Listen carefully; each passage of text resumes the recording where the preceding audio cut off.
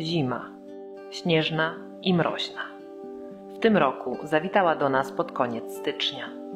Otuliła świat miękkim, białym puchem, który tak rzadko dane nam było oglądać w ostatnich latach. Skuła rzeki lodem. Część ptaków odleciało od nas z końcem lata w cieplejsze rejony. Inne, dla których nasza zima to pestka, w porównaniu z tą z północy globu, przyleciała właśnie tutaj. Gniazdujący w Skandynawii myszołów włochaty wypatruje myszy i norników. Poluje z zasiadki, zawisając w powietrzu jak pustułka lub chodząc po ziemi. Zimą spotkamy go na terenach otwartych, na polach, łąkach i w dolinach rzek.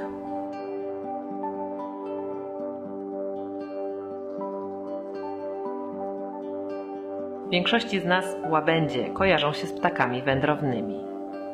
Tymczasem Polska leży na granicy obszarów, gdzie ptaki te występują całorocznie lub tylko w sezonie lęgowym. Ciepła jesień sprawia, iż łabędzie o wiele dłużej pozostają na pierzowiskach, a część z nich w ogóle nie odlatuje. Niektóre ze spotykanych u nas zimą łabędzi to także ptaki z Białorusi czy Litwy. Jeżeli mróz i opady śniegu nie zmuszą ich do dalszej podróży, pozostaną u nas do wiosny.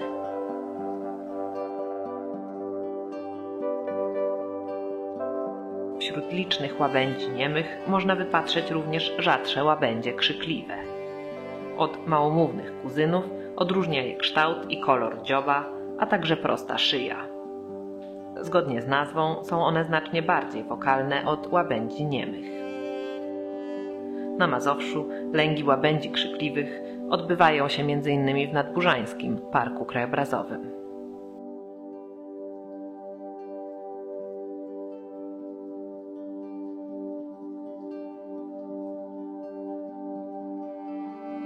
Odporne na chłód, dobrze otłuszczone łabędzie są w stanie przeżyć kilka tygodni bez jedzenia, jeżeli nie są niepokojone. Gruba pokrywa śnieżna nie ułatwia im dostępu do schowanych pod nią roślin uprawnych.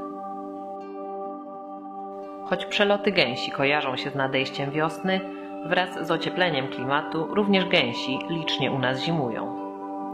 Te gęgawy zatrzymały się na polach oborskich, dużym otwartym terenie pomiędzy Hojnowskim Parkiem Krajobrazowym a Wisłą.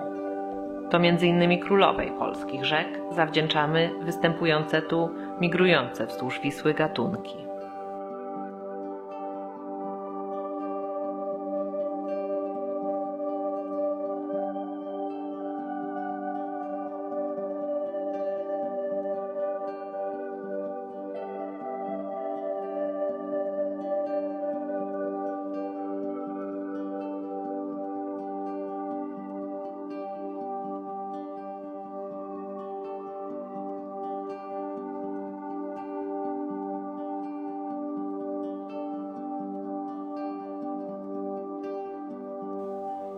Czaplę siwą napotkamy przez cały rok nad niezamarzniętą wodą. Ponieważ większość jej pożywienia stanowią ryby, mroźna zima i tafla lodu na zbiornikach są dla niej szczególnym wyzwaniem.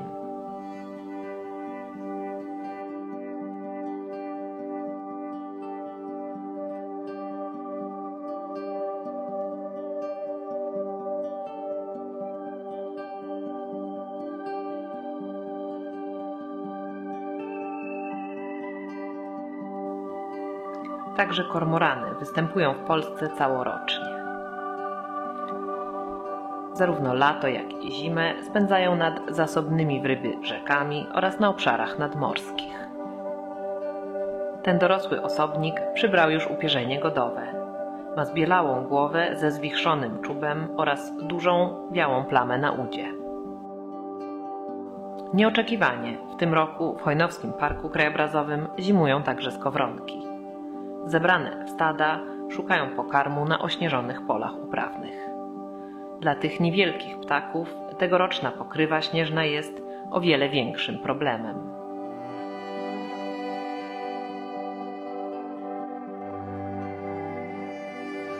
Ten uroczy ptak z czarno-żółtym rysunkiem na głowie to również należący do rodziny skowronków górniczek.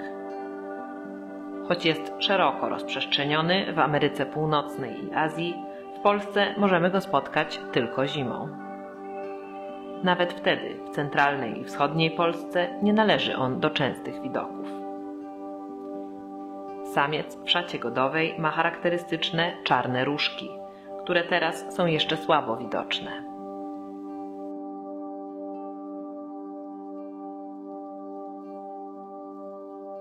Górniczek jest najdalej na północ gniazdującym skowronkiem. Jako ptakowi tundry i gór nasza zima nie jest mu straszna.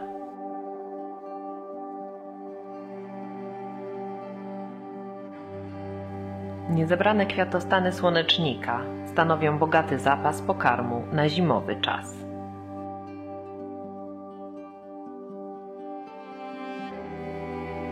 Kolorowe stada szczygłów nie pogardzą również nasionami wiesiołka.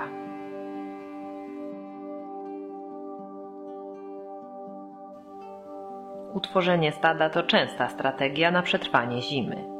W stadzie łatwiej znaleźć pokarm i uniknąć ataku drapieżnika. Więcej ptaków oznacza więcej czujnych par oczu i mniejsze prawdopodobieństwo zostania upolowanym.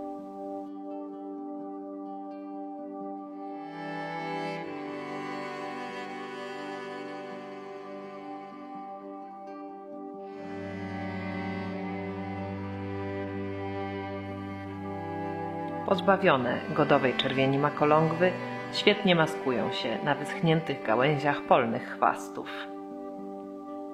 Zarówno szczygły, jak i makolągwy to w Polsce ptaki lęgowe, zamieszkujące obszary wiejskie.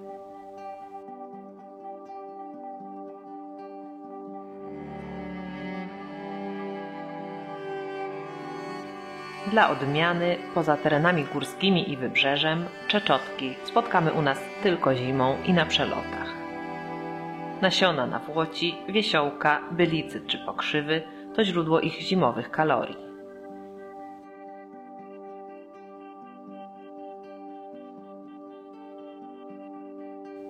W nasionach trzciny zaś rozsmakowały się potrzosy.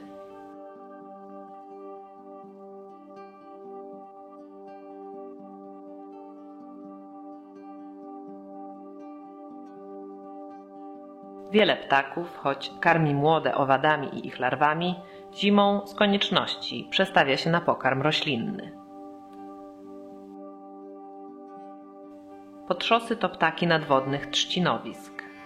Wiosną spotkamy samce śpiewające z wysokich źdźbeł trzciny.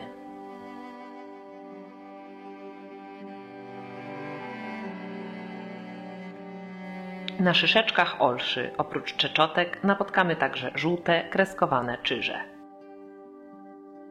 Wydziobując maleńkie nasiona, zawisają one często w dość akrobatycznych pozycjach. Podobnie jak u większości gatunków ptaków, samiec jest bardziej jaskrawy od samicy i ma czarną czapeczkę.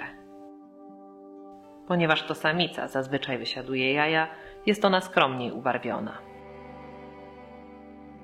Bogaty zapas nasion zwabił na olsze także raniuszki. Podobnie jak czyże, w sezonie lęgowym te ptaki nie należą do towarzyskich.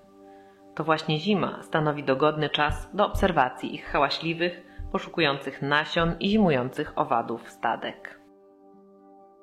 Pomimo panujących trudnych warunków, brak liści na drzewach sprawia, iż zima to dobry czas na obserwację ptaków. Szczególnie, że część gatunków spotkamy u nas tylko teraz.